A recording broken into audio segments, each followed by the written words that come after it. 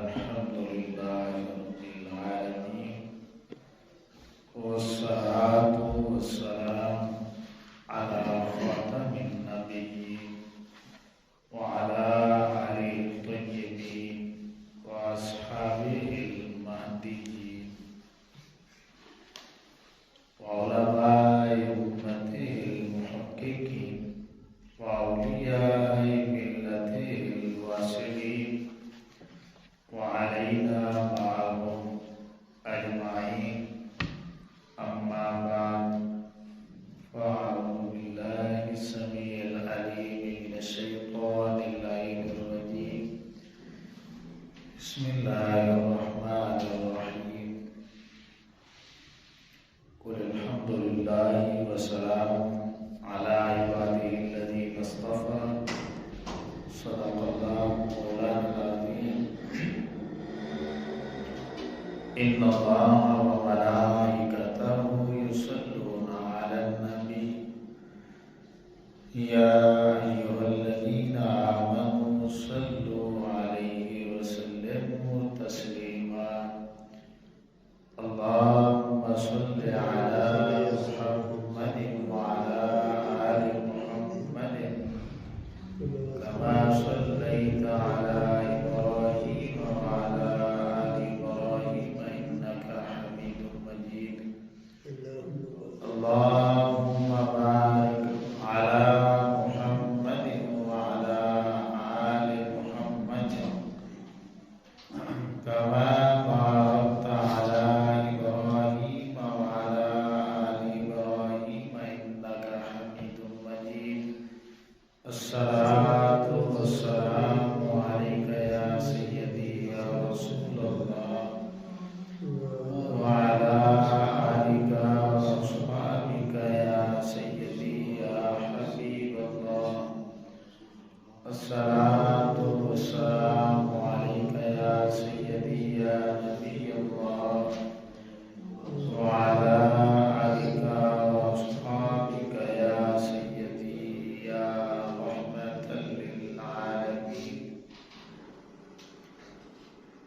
مولاي صل وسلم دائما أبدا على حبيبك خير الخلق كلهم رب اشرح لي صدري ويسر لي أمري واحلل عقدة من لساني يفقهوا قولي اللهم نور قلوبنا بالقرآن وزين أخلاقنا بالقرآن ونجنا من النار بالقرآن وادخلنا في الجنة بالقرآن. حمد و صلاة کے بعد آپ تمامی احباب کو السلام علیکم ورحمۃ اللہ وبرکاتہ.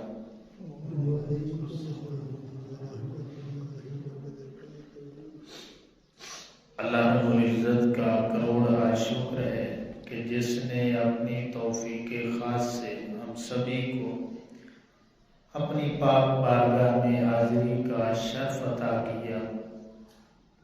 اپنا اور اپنے محبوب بندوں کا ذکر پاک سننے کی اور سنانے کی توفیق عطا فرمائے. میں دعا کرتا ہوں کہ اللہ رب العزت ہماری آج کی حاضری کو بامقصد بنائے اور اللہ رب العزت اسے قبول فرما کے اس جان کی عزتیں، عظمتیں اور کامیابیاں عطا فرمائے. جیسا کہ تمامی احباب جانتے ہیں کہ پچھلا جمعۃ المبارک غلامی مصطفیٰ صلی اللہ تعالی علیہ وسلم کے تقاضے کیا ہے، اس عنوان کے حوالے سے گفتگو ہوئی جو کہ انتہائی عام ترین مضمون اور پھر وقت کی یہ ضرورت بھی تھا. اب غلامی مصطفیٰ صلی اللہ تعالی علیہ وسلم کے تقاضوں کو جنہوں نے پورا کیا، اللہ رب العزت نے انہیں کیا انعامات عطا فرمائے، اور وہ کون سے افراد ہیں، وہ کون سی جماعت ہے جنہوں نے سب سے پہلے غلامی مصطفیٰ صلی اللہ تعالی علیہ وسلم کے تقاضوں کو پورا کیا۔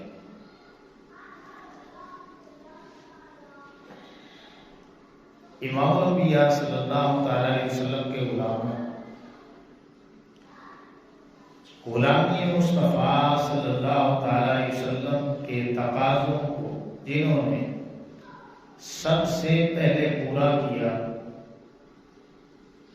انہیں رب ذوالجلال نے اپنی رضا کی سندیں عطا فرمائی۔ جنت اور جنت کی ابدی نعمتوں کے وعدے آیات کی شکل میں آج بھی قرآن مجید کا حصہ ہے۔ اس جہان کی عزتیں، عظمتیں اور ساری کامیابیاں ان کا مقدر بنی۔ اس پر تاریخ انسانی بھی گواہ ہے، اس پر آقا کریم علیہ السلام کے بے شمار فرامین گواہ ہے، اور سب سے بڑھ کر اس پر اللہ کا قرآن بھی گواہ ہے۔ اب سوال پیدا ہوتا ہے کہ جنہیں اللہ رب العزت نے اتنی عظمتیں عطا کی، شانیں عطا کی، جنہوں نے غلامی مصطفیٰ صلی اللہ تعالی علیہ وسلم کے تقاضوں کو پورا کیا، وہ کون سی جماعت ہے؟ تو وہ جماعت، سب سے پہلی جماعت صحابہ کرام رضوان اللہ تعالی علیہم اجمعین کی جماعت۔ اب میں صرف 3 آیات طیبات جو ان کی شان میں اللہ رب العزت نے قرآن مجید میں اتاری، میں ان کا ترجمہ اور تفسیر آپ کے سامنے رکھوں گا۔ آپ نے بڑی توجہ کے ساتھ اس کو سماعت کرنا ہے۔ یہ سورہ توبہ ہے اور یہ 100 نمبر آیہ کریمہ ہے۔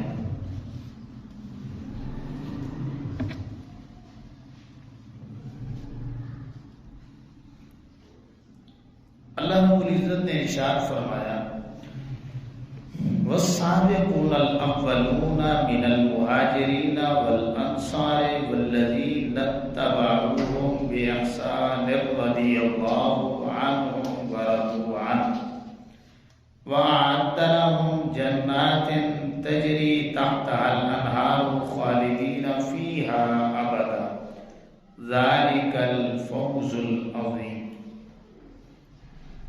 اس کا ترجمہ سماعت فرمائیں کہ اللہ رب العزت نے فرمایا کہ اور جو مہاجرین ہیں اور انصار ہیں وہ سابق ہیں، سبقت لے جانے والے ہیں، اور مقدم ہیں کہ بازی لے جانے والے ہیں، اور وہ لوگ جنہوں نے پھر ان کی پیروی کی۔ اللہ فرماتا ہے کہ رضی اللہ عنہم ورضوا عنہ، اللہ بھی ان سے راضی ہوا اور وہ بھی اللہ سے راضی ہوئے۔ اللہ فرماتا ہے کہ ان کے لیے میں نے ایسے باغات تیار کر رکھے ہیں کہ ان کے نیچے نہریں جاری ہیں، وہ ان میں ہمیشہ رہیں گے، اور یہ سب سے بڑی کامیابی ہے۔ اب امام الانبیاء صلی اللہ تعالی علیہ وسلم کے غلاموں،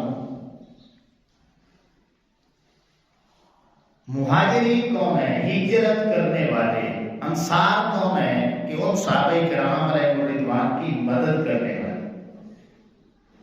اللہ فرماتا ہے کہ یہ لوگ بازی لے چکے ہیں، یہ لوگ پہلا نمبر لے چکے ہیں۔ کیا مطلب کہ انہوں نے غلامی مصطفیٰ صلی اللہ علیہ وسلم کے تقاضوں کو پورا کر دیا۔ اب جو بھی مہاجرین اور انصار کی اتباع کریں گے، اسی انداز میں غلامی مصطفیٰ صلی اللہ علیہ وسلم کے تقاضوں کو پورا کریں گے، اللہ فرماتا ہے کہ ان سے بھی میں راضی ہو گیا اور وہ بھی مجھ سے راضی ہو گئے، انہیں بھی اپنی رضا کی سندیں عطا فرمائی۔ اب ان کی اتباع کرنے والے کون لوگ ہیں؟ تمام مفسرین کرام نے لکھا ہے کہ اس سے مراد سب سے پہلے انصار اور مہاجرین کی اتباع میں جنہوں نے یا ان کی کوششوں کی وجہ سے جنہوں نے آقا کریم علیہ السلام کی غلامی اختیار کی، اگرچہ وہ صحابی بن گئے، ٹھیک ہے نا، ان کی محنتوں کی وجہ سے اب انہوں نے ان کو رول ماڈل بنایا، مہاجرین کو، انصار کو، اسی طرح غلامی مصطفیٰ صلی اللہ علیہ وسلم کے تقاضوں کو پورا کیا۔ تو اس سے مراد وہ صحابہ کرام علیہ رضوان ہے۔ اب کچھ مفسرین کرام نے لکھا نہیں، اس سے مراد تابعین کا گروہ ہے۔ کچھ صحابہ کرام علیہ رضوان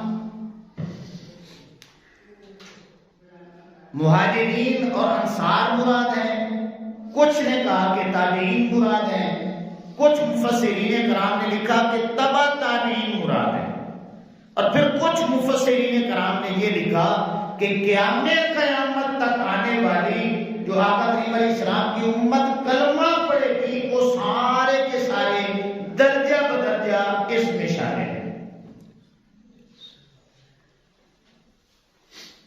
اللہ اکبر۔ اور یہ ساری باتیں ٹھیک ہیں، اگر مہاجرین اور انصار کے بعد جنہوں نے آقا کریم علیہ السلام کی غلامی اختیار کی اور وہ صحابی بنے، اس سے وہ بھی مراد ہیں، یہ بھی درست ہے۔ اگر والذین اتبعوہم سے مراد تابعین لیا جائے جنہوں نے صحابہ کرام علیہ رضوان کی زیارت کی، وہ بھی درست ہے۔ پھر اس سے تبع تابعین بھی مراد ہیں جنہوں نے تابعین کو دیکھا اور پھر غلامی مصطفیٰ صلی اللہ تعالی علیہ وسلم کے تقاضوں کو پورا کیا، اور پھر درجہ بدرجہ قیامت تک آنے والے تمام کلمہ کو اس میں شامل ہیں، یہ بھی بالکل درست ہے۔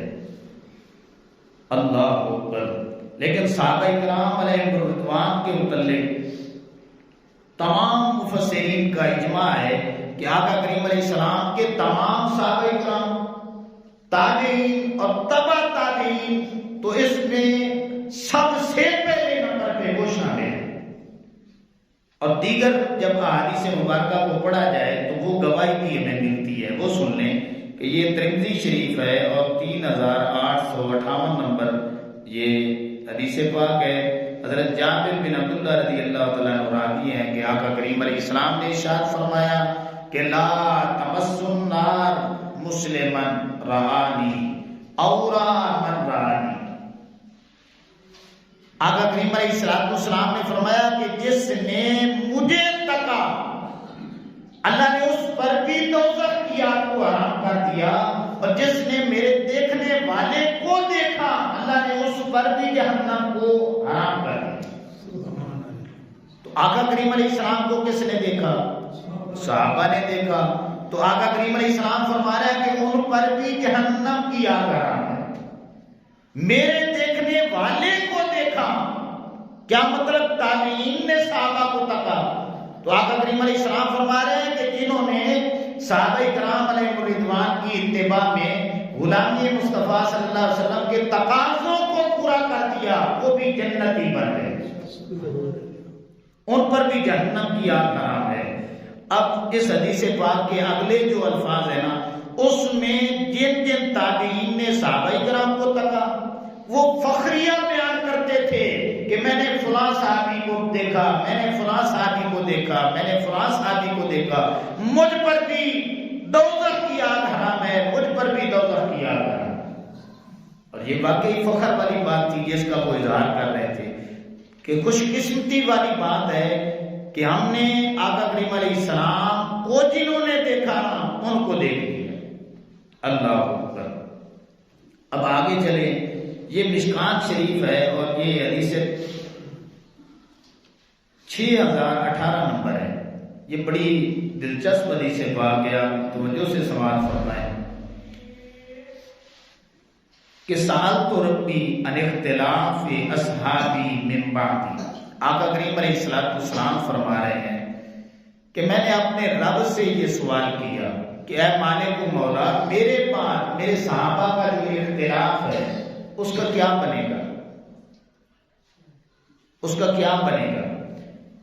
فَأَوْحَى إِلَيْهِ، اللہ رب العزت نے مجھ پر وحی نازل فرمایا، کیا فرمایا؟ یا محمد ان اصحابک عندی بمنزلۃ النجوم فی السماء بعضها اقوى من بعض۔ اللہ رب العزت نے فرمایا کہ اے پیارے حبیب کریم علیہ السلام، آپ کے سارے صحابہ میرے نزدیک آسمان کے ستاروں کی طرح، آپ کے تمام صحابہ کرام میرے نزدیک آسمان کے ستاروں کی طرح ہیں، اور ان میں سے کچھ تو ایسے ہیں جو بڑے ہی مضبوط ترین ہیں، اقوا من بعض۔ اور پھر فرمایا وَلِكُلٍّ نور، سارے کے سارے ہدایت کے نور ہیں، مینارے ہیں، سارے کے سارے۔ آگے آقا کریم علیہ السلام نے فرمایا کہ فمن اخذ بشیء مما هم علیہ من اختلافهم فهو عندی علی ھدی۔ ان اختلافات کے باوجود جو بندہ بھی میرے صحابہ کرام علیہم الرضوان کے پیچھے چلے گا، آقا کریم علیہ السلام نے فرمایا کہ وہ ہدایت پر ہوگا۔ پھر آقا کریم علیہ السلام نے فرمایا وقال اصحابی کالنجوم فبأیہم اقتدیتم اہتدیتم، کہ دنیا والوں سن لو، میرے تمام صحابہ کرام علیہم الرضوان یہ ستاروں کی مانند ہیں، جس کے پیچھے چلو گے تمہیں خدا مل جائے گا۔ اللہ اکبر۔ تو یہ جو آیہ کریمہ ہے، والسابقون الاولون من المہاجرین والانصار والذین اتبعوہم، کہ اب قیامت تک جو بندہ بھی میرے صحابہ کرام علیہم الرضوان کا دامن پکڑ لے گا، وہ بھی ہدایت پر ہوگا، جنت کے راستے پہ ہوگا، اور اس کی بھی ملاقات اپنے مالک سے ہو جائے گی۔ اللہ اکبر۔ تو یہ اندازہ لگائیں کہ جس گروہ نے، جس جماعت نے سب سے پہلے غلامی مصطفیٰ صلی اللہ تعالی علیہ وسلم کے تقاضوں کو پورا کیا، پھر مالک نے انہیں جنت کی بشارتیں دی ہیں یا نہیں؟ اللہ اکبر۔ اب یہ دوسری آیہ کریمہ ہے، سورہ حدید ہے، اور 10 نمبر آیہ کریمہ ہے۔ اللہ رب العزت نے ارشاد فرمایا لا یستوی منکم من انفق من قبل الفتح وقاتل اولئک اعظم درجة من الذین انفقوا من بعد وقاتلوا وکلا وعد اللہ الحسنى واللہ بما تعملون خبیر۔ سورہ حدید آیت نمبر 10۔ اللہ فرماتا ہے کہ لا یستوی منکم، تم میں سے وہ برابر نہیں ہیں کہ جنہوں نے فتح مکہ سے پہلے اللہ کی راہ میں اپنا مال خرچ کیا اور جہاد کیا، وہ برابر نہیں ہیں، ان کی برابری کوئی کر ہی نہیں سکتا۔ اولئک اعظم درجۃ من الذین انفقوا من بعد وقاتلوا، جنہوں نے فتح مکہ کے بعد اللہ کے راستے میں اپنا مال لگایا اور جہاد کیا، اگرچہ وہ بھی صحابہ کرام ہیں۔ اللہ فرماتا ہے لا یستوی منکم، اگرچہ وہ صحابہ کرام ہیں رضوان اللہ علیہم اجمعین، لیکن یہ پہلے والے جو فتح مکہ سے پہلے ہیں، جنہوں نے کلمہ پڑھا ہے، ان کی بھی برابری نہیں کر سکتے۔ وَكُلًّا وَعَدَ اللَّهُ الْحُسْنَى، اللہ فرماتا ہے مگر میرا جو وعدہ ہے نا وہ سب کے ساتھ جنت کا ہے۔ وَاللَّهُ بِمَا تَعْمَلُونَ خَبِيرٌ، جو کچھ بھی تم کرتے ہو اللہ اسے جانتا ہے۔ اب ایک بات آپ نے نوٹ کی ہوگی کہ برابری نہیں ہے، تو صحابہ کرام علیہ رضوان میں فرق مراتب ضرور ہیں، یہ ذہن میں رکھ لیں۔ سارے جو ہے نا برابر نہیں ہیں درجات میں، نفس صحابیت میں برابر ہیں، درجات میں برابر نہیں ہیں۔ اب اس کو اس بات سے سمجھیں کہ جس طرح اللہ کے سارے نبی اور رسول نبوت اور رسالت میں، نفس نبوت اور رسالت میں برابر ہیں، مگر درجات میں اللہ کے سارے نبیوں سے بڑھ کر اللہ کے سارے رسول ہیں، اور پھر سارے رسولوں میں سے اولو العزم 5 کا درجہ ہے، اور پھر ان 5 میں بھی جو سب سے اونچی شان ہے وہ ہمارے آقا کریم علیہ السلام کی۔ تو جس طرح اللہ کے نبیوں میں، اللہ کے رسولوں میں درجات ہیں، اسی طرح صحابہ کرام علیہ رضوان بھی ان کے الگ درجات ہیں، الگ کی الگ شانیں ہیں، عظمتیں ہیں، مقامات ہیں۔ اللہ اکبر، اس کا انکار نہیں کیا جا سکتا۔ اب یہ تیسری آیہ کریمہ سن لیں، یہ 19 پارہ جو ہے اس کی آخری آیہ کریمہ ہے۔ اللہ فرماتا ہے قُلِ الْحَمْدُ لِلَّهِ وَسَلَامٌ عَلَىٰ عِبَادِهِ الَّذِينَ اصْطَفَىٰ۔ اے میرے حبیب کریم علیہ السلام، آپ فرما دیجئے کہ ساری تعریفیں اللہ کے لیے،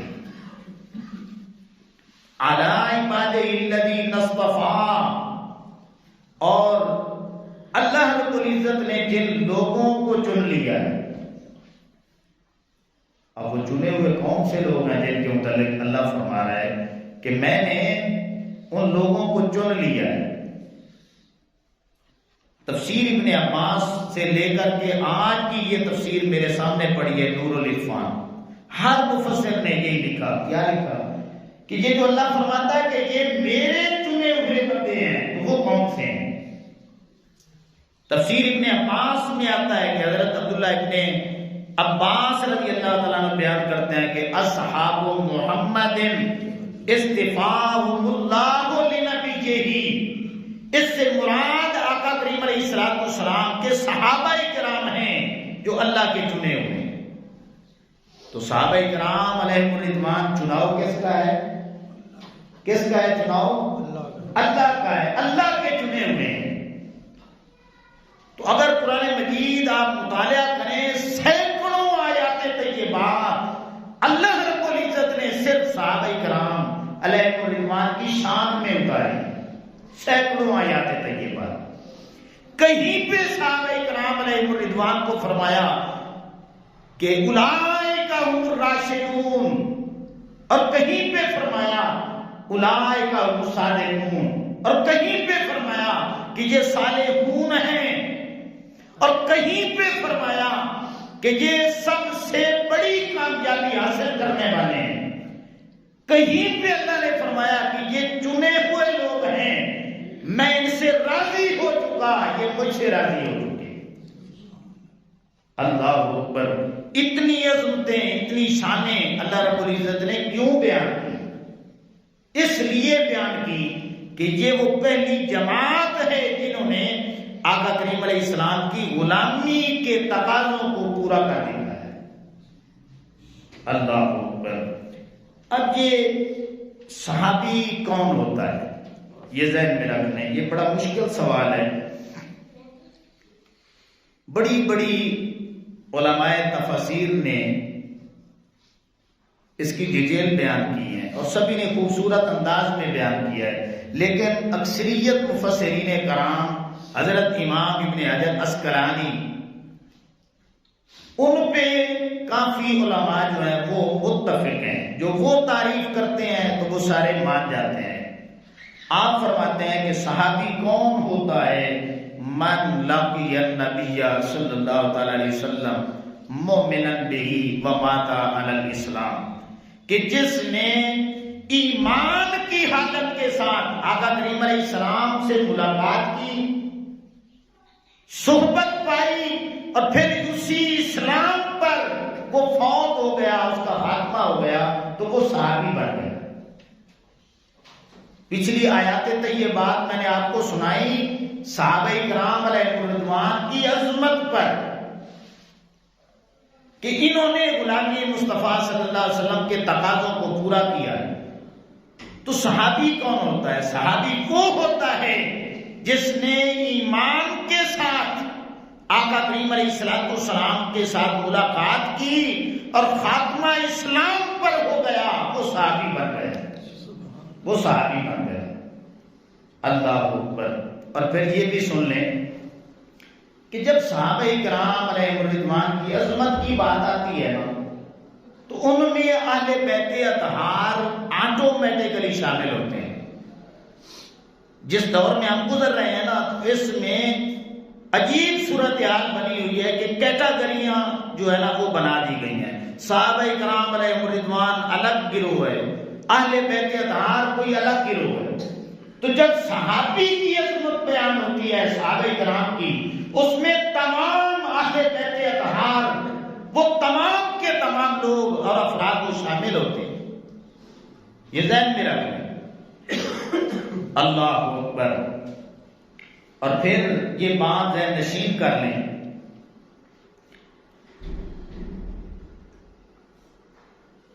اور اس کا ذکر قرآن مجید میں بھی موجود ہے۔ ایک جو تعلق ہے نا وہ سببی تعلق ہوتا ہے اور ایک ہوتا ہے نسبی تعلق، سببی قرابت اور دوسرا نسبی قرابت۔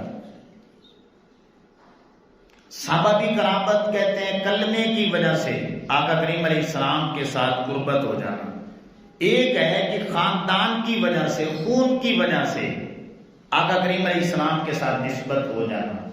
اب ایمان کے ساتھ بتائیں کہ اگر کوئی خاندان رسول میں سے ہو، خون تو ملتا ہو، مگر وہ کلمہ نہ پڑھے تو اس کا خاندان جو ہے وہ معتبر مانا جائے گا؟ نہیں مانا جائے گا۔ ابو جہل ہے، ابو لہب ہے، چچا ہیں آقا کریم علیہ السلام کے، مگر ہم سارے کہتے ہیں کہ وہ جہنم میں ہیں۔ تو کیوں کہتے ہیں؟ اس لیے کہتے ہیں کہ نسبی قرابت تو ان کو حاصل ہے مگر سببی قرابت ان کو حاصل نہیں ہے، کہ انہوں نے آقا کریم علیہ السلام کا کلمہ نہیں پڑھا۔ اگر نسبی قرابت ہو اور سببی قرابت نہ ہو کہ آقا کریم علیہ السلام کے ساتھ عقیدہ ملتا ہو، عمل ملتا ہو، اگر عقیدہ اور عمل نہ ملے، صرف خاندان ملے، اللہ فرماتا ہے کہ یہ فضیلت بھی پھر میری بارگاہ میں کوئی حیثیت نہیں رکھتی۔ کیا مطلب؟ اگر اس دور میں بھی کوئی سید ہو مگر کلمہ نہ پڑھتا ہو، آقا کریم علیہ السلام کے ساتھ اس کا عقیدہ نہ ملے، عمل نہ ملے، تو اس کا یہ جو سلسلہ نسب ہے یہ بھی مشکوک بن جائے گا۔ تو اب آقا کریم علیہ السلام کے زمانہ مبارکہ میں جن افراد نے، نفوس قدسیہ نے آقا کریم علیہ السلام کے خاندان کے بھی تھے اور پھر آقا کریم علیہ السلام کی غلامی بھی اختیار کر لی، اب اسے پنجابی میں یوں کہنے کہ سونے پہ سہاگا ہو گیا، ڈبل فضیلتیں اللہ رب العزت نے انہیں عطا فرمایا۔ تو وہ بھی پہلے صحابی بنے۔ یہ بات ذہن نشین کر لیں، جب آقا کریم علیہ السلام کا کلمہ پڑھا تو پہلے وہ صحابی بنے۔ اگر وہ صحابی نہیں بنتے تو خاندان جو ہے وہ اللہ رب العزت نہیں دیکھتا۔ تو جب پہلے صحابی بنے، غلامی اختیار کی اور سببی قرابت کو حاصل کیا، تو پھر اللہ رب العزت نے نسب کی برکتیں بھی عطا فرمائی۔ اور اس کا ذکر قرآن مجید میں آپ دیکھ لیں کہ نوح علیہ السلام کا سگا بیٹا ہے، جب پانی تیز رفتاری کے ساتھ آگے بڑھتا ہے اور وہ طوفان میں کشتی تیرنا شروع کرتی ہے، تو نوح علیہ السلام پکارتے ہیں مالک و مولا، یہ میرا بیٹا ہے، اسے بچا لے۔ اب قرآن مجید میں آتا ہے، اللہ پاک نے فرمایا کہ قال یا نوح انہ لیس من اہلک انہ عمل غیر صالح، کہ اے پیارے نوح علیہ السلام، نسبی قرابت تو آپ کے بیٹے کو حاصل ہے کہ واقعی آپ کا بیٹا ہے، لیکن آپ کے بیٹے کا آپ کے ساتھ عقیدہ نہیں ملتا، عمل نہیں ملتا، لہذا آپ کا بیٹا ہی نہیں ہے۔ تو صحابی قرابت اگر اللہ کے نبی کے ساتھ نہ ہو، کلمے والی قرابت، تو پھر نسبی قرابت وہ بھی مشکوک ہو جاتی ہے، اللہ اسے بھی رد فرما دیتا ہے۔ اللہ اکبر۔ آپ ایمان کے ساتھ بتائیں کہ جو روم سے چلے تھے حضرت صہیب رضی اللہ تعالیٰ عنہ، ان کی آقا کریم علیہ السلام کے ساتھ کون سی رشتہ داری تھی؟ جو حبشہ سے چلے تھے حضرت بلال رضی اللہ تعالیٰ عنہ، ان کی آقا کریم علیہ السلام کے ساتھ کون سی رشتہ داری تھی؟ تو جو فارس سے چلے تھے حضرت سلمان فارسی رضی اللہ تعالیٰ عنہ، ان کی آقا کریم علیہ السلام کے ساتھ کون سی رشتہ داری تھی؟ نسب نہیں ملتا، خاندان نہیں ملتا، لیکن صحابی کرامت حاصل ہے۔ اللہ رب العزت نے صحابی کرامت کی وجہ سے فرمایا کہ میرے حبیب کریم علیہ السلام یہ سلمان ہے، بلال ہے، یہ صہیب ہے، یہ جنت کے وارث بن چکے ہیں، مگر یہ آپ کے اگرچہ چچا ہیں ابو جہل، ابو لہب، انہیں میں نے جہنم کا ایندھن بنا دیا ہے۔ کیوں کہ ان کو نسبی قرابت جو ہے وہ تو حاصل ہے، مگر آپ کی جو غلامی ہے وہ حاصل نہیں ہے۔ اللہ اکبر۔ تو اس دور میں ہمیں اس چیز کی ضرورت ہے کہ ہم جو قرآن مجید والا عقیدہ ہے اس کو بیان کریں۔ ادھر ہم دیکھتے ہیں، ہر جگہ پہ دیکھتے ہیں، ہم کہتے ہیں یہ شادی ہے، کہتے ہیں یا نہیں کہتے ہیں، لیکن شادی کا پھر عقیدہ بھی دیکھنا ہوگا کہ ان کا عقیدہ قرآن کے مطابق ہے یا نہیں ہے۔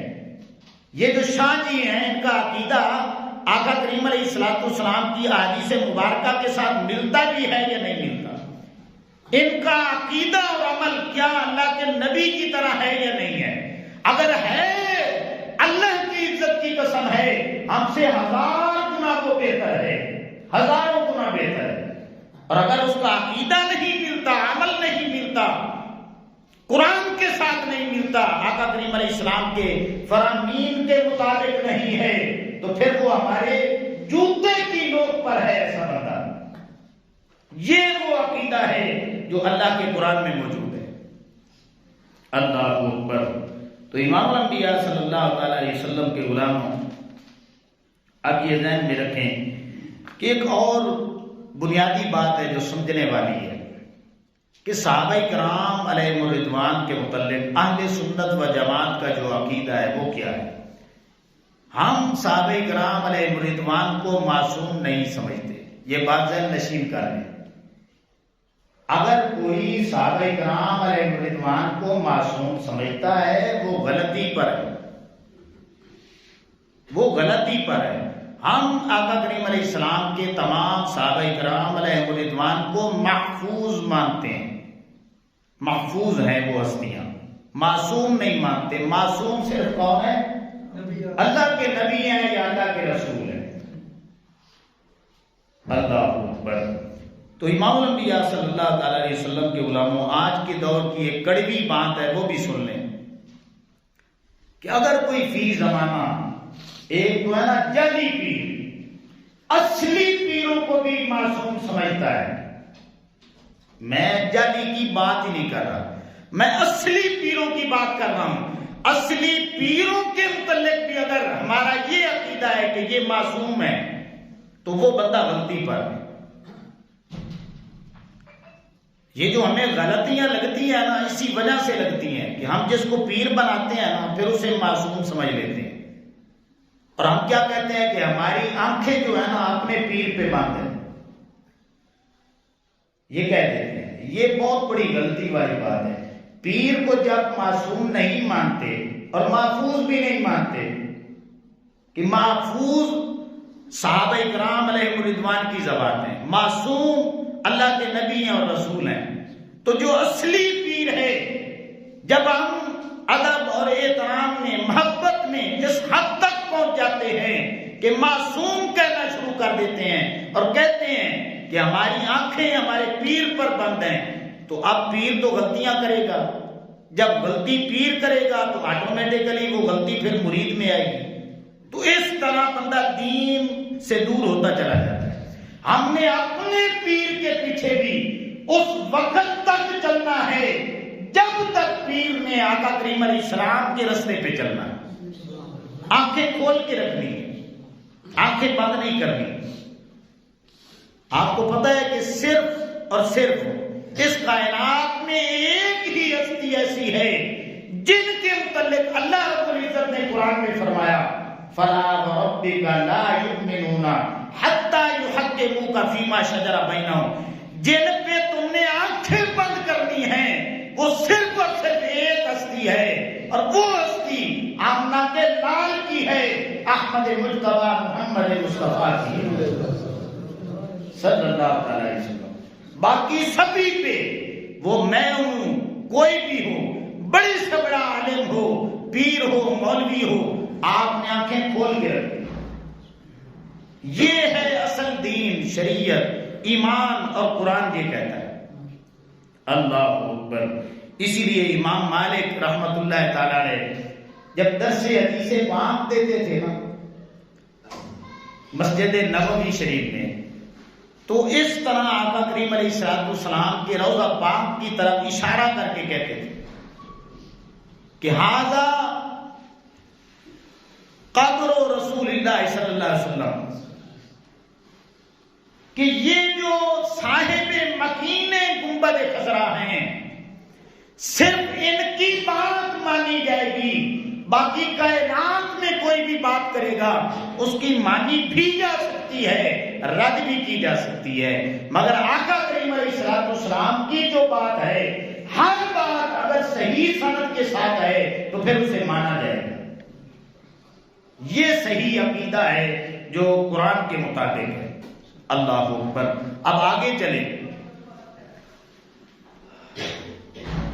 ہم اس دور میں پیروں کی محبت میں کس طرح جو ہے نا آگے چلے جاتے ہیں.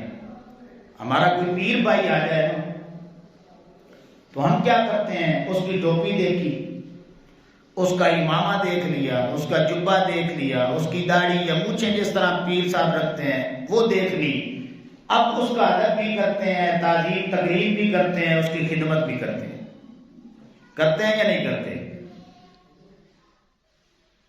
لیکن آقا کریم علیہ السلام کا جو سچا غلام ہے, سچا غلام ہے جو اتباع کر رہا ہے, آقا کریم علیہ السلام کی غلامی کے تقاضوں کو پورا کر رہا ہے, اور ہمارا مسلک بھی ہے, لیکن کہیں دوسرے پیر صاحب سے اس کی نسبت ہے تو ہم اس کو کوئی اہمیت ہی نہیں دیتے, صرف ٹوپی کو ترجیح دیتے ہیں, امامے کو, جبے کو, دستار کو, مونچھوں کو, داڑھی کو اہمیت دیتے ہیں, لیکن اس کلمے کی وجہ سے اس کا ادب احترام بھی چھوڑ دیتے ہیں.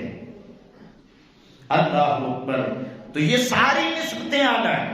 اگر بندہ کامل ہے, شریعت پہ چلنے والا ہے, تو یہ نسبتیں بڑی اعلیٰ ہیں, مگر ہم سب کی جو نسبتیں ہیں وہ کلمے کی بنیاد پر ہیں. تو اگر کلمے کا حیا نہیں ہے تو پھر کسی بات کا حیا نہیں ہے. اللہ اکبر. امام الانبیاء صلی اللہ علیہ وسلم کی علماء, آپ کو پتا ہے کہ جنت میں جس نے بھی جانا ہے وہ کلمے کی بنیاد پہ جانا ہے. آقا کریم علیہ السلام کی ایک حدیث پاک ہے جو ترمذی شریف میں 2688 نمبر پہ ہے, بڑی دلچسپ حدیث پاک ہے, آپ بھی سنیں. آقا کریم علیہ السلام نے فرمایا لا تدخلون الجنت حتی تؤمنوا, تم اس وقت تک جنت میں نہیں جا سکتے جب تک کہ مومن نہ بن جاؤ.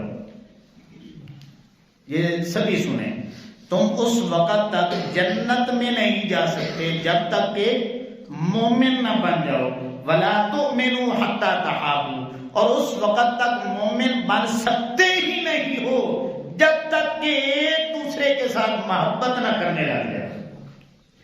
جنت جانے کی شرط کیا ہے؟ کلمہ.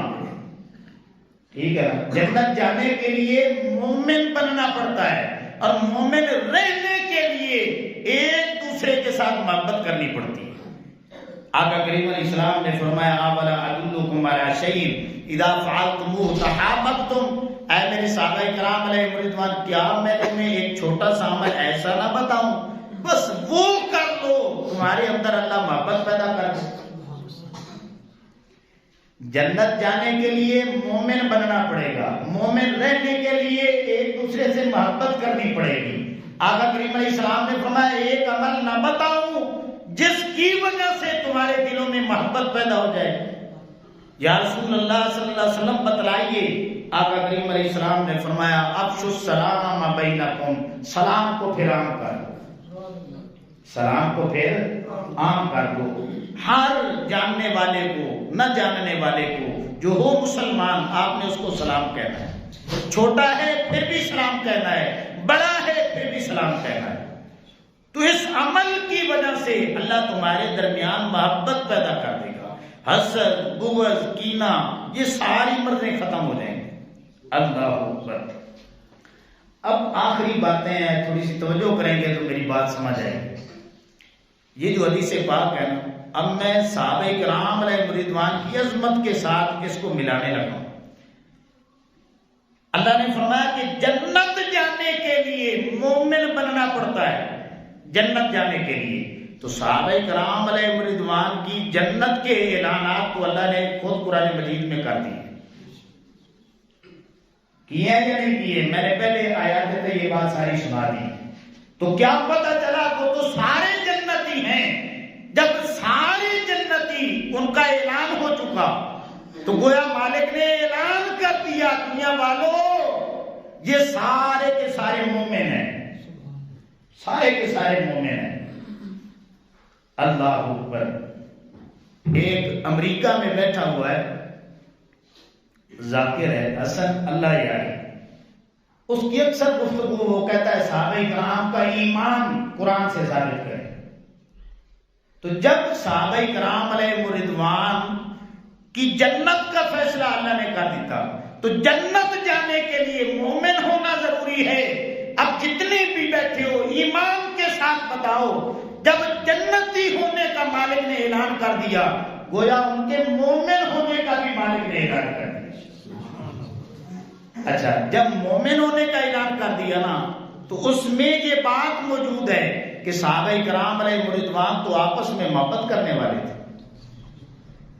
جنت جانے کے لیے مومن ہونا پڑتا ہے، مومن رہنے کے لیے ایک دوسرے سے محبت کرنا پڑتی ہے۔ تو صحابہ کرام جنت کے مکین بن چکے، گویا مومن ہونے کا اعلان ہو چکا، اور مومن وہ ہوتا ہے جو ایک دوسرے سے محبت کرتا ہے۔ تو گویا اللہ بتا رہا ہے کہ دنیا والوں جن صحابہ کرام کو تم آپس میں لڑاتے ہو نا، میں مالک ہوں کہ تمہیں بتا رہا ہوں وہ تو ایک دوسرے سے محبت کرنے والے تھے۔ اب جو علیم بذات الصدور ہے، دلوں کے غیب کو جانتا ہے، باتوں کو جانتا ہے، وہ بتا رہا ہے کہ وہ سارے مومن ہیں، جنتی ہیں، ان کے دلوں میں محبتیں ہیں، اور یہ لڑانے پہ لگے ہوئے۔ اب ایک سوال باقی رہ جاتا ہے، وہ سن لیں۔ اب کوئی بندہ کسی کے ذہن میں یہ بات جا سکتی ہے کہ یار یہ جو چند کتابوں میں پھر صحابہ کرام کی اس طرح کی کچھ باتیں آئی ہیں ان کا کیا بنے گا؟ یہ بات آ سکتی ہے نا، جب اللہ فرما رہا ہے کہ ایک دوسرے سے محبت کرتے ہیں تو یہ کچھ نہ کچھ باتیں ہمیں کتابوں سے ملی ہیں، تو ان کا کیا بنے گا؟ وہ جو باتیں ہیں نا حسد کی بنیاد پہ نہیں ہے، بغض کی بنیاد پہ نہیں ہے، وہ کینے کی بنیاد پہ نہیں ہے۔ جب اللہ نے بتا دیا کہ ایک دوسرے سے محبت کرنے والے ہیں، اب تمام علماء نے لکھا ہے اس طرح کی ایک دوسرے صحابہ کے ساتھ جو باتیں ہوئی ہیں نا وہ اجتہاد پہ مبنی ہے۔ کس پہ مبنی ہے؟ اجتہاد پہ مبنی ہے، اور اسی لیے ہمارا یہ موقف ہے، عقیدہ ہے کہ صحابہ کرام علیہ رضوان سے خطائے اجتہادی کا امکان جو ہے وہ موجود ہے۔ جس طرح ہمارے اندر بغض کینہ ہوتا ہے نا، اس طرح صحابہ کرام علیہ رضوان کے اندر نہیں تھا۔ یہ بات ذہن نشین کر لیں۔ اللہ اکبر۔ تو صحابہ کرام علیہ رضوان وہ ہستیاں ہیں جن کو اللہ رب العزت نے غلامی مصطفیٰ صلی اللہ تعالی علیہ وسلم کے تقاضوں کو پورا کرنے کی وجہ سے مالک نے انہیں جنت کے وارث بنا دیا ہے کہ یہ لوگ جو ہیں دنیا دیکھ لے، اب تابعین وہی غلامی کے تقاضوں کو پورا کریں گے، وہ بھی رضی اللہ عنہ میں شامل ہو جائیں گے۔ اگر تبع تابعین غلامی مصطفیٰ صلی اللہ علیہ وسلم کے تقاضوں کو پورا کریں گے، وہ بھی رضی اللہ عنہ میں شامل ہو جائیں گے۔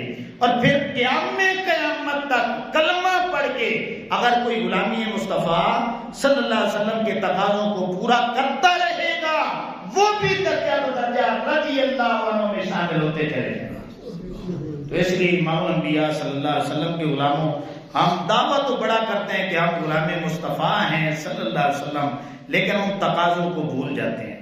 کاش ہم ان تقاضوں کو پورا کرنے والے بن جائیں تو اللہ کے وعدے آج بھی ہمارے لیے بھی قرآن مجید میں موجود ہیں۔ تو میں دعا کرتا ہوں کہ اللہ رب العزت مجھے، آپ کو، سبھی کو آقا کریم علیہ السلام کی سچی پکی غلامی عطا فرمائے، اور جو میں نے پچھلے جمعے تقاضے بیان کیے ان تقاضوں کو پورا کرنے کی توفیق عطا فرمائے۔